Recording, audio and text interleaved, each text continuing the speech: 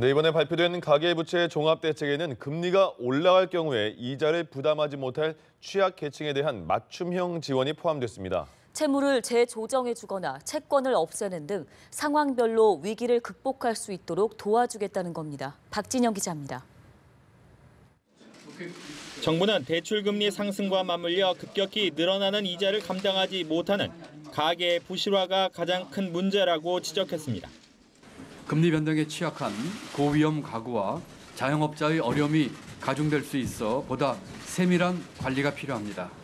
정부는 부채를 안고 있는 가계를 소득, 자산 등 상환 능력에 따라 4개 그룹으로 나누고 맞춤 지원으로 부실화를 막겠다고 밝혔습니다.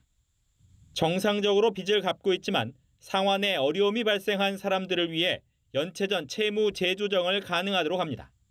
미소금융 등 서민 정책자금과 중금리 사익돌 대출로 이자 부담을 낮추는 한편 가산금리 등 대출금리의 모니터링을 강화합니다.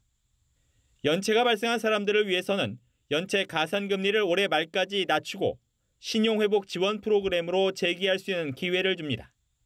빚을 갚을 수 없는 경우에는 탕감해 주기도 합니다. 탕감 채무 조정의 대상이 되는 사람과 계층과 채무는 장기 소액 연체자입니다. 소득을 비롯해서 엄정한 상환 능력 심사를 통해서 대상자가 되는지 가릴 것입니다. 생계형 자영업자를 위한 해내리 대출도 올해 말 출시됩니다. 해내리 대출은 기존 소상공인 특별대출의 금리와 보증료를 낮추고 경영관리 컨설팅도 지원해주는 것으로 1조 2천억 원 규모로 조성됩니다. 정부는 구조적으로 생애 맞춤형 소득 지원 제도와 주거, 의료, 통신비 등 핵심 생계비 절감을 통해 서민들의 자산 형성을 돕겠다고 밝혔습니다. 연합뉴스TV 박진영입니다.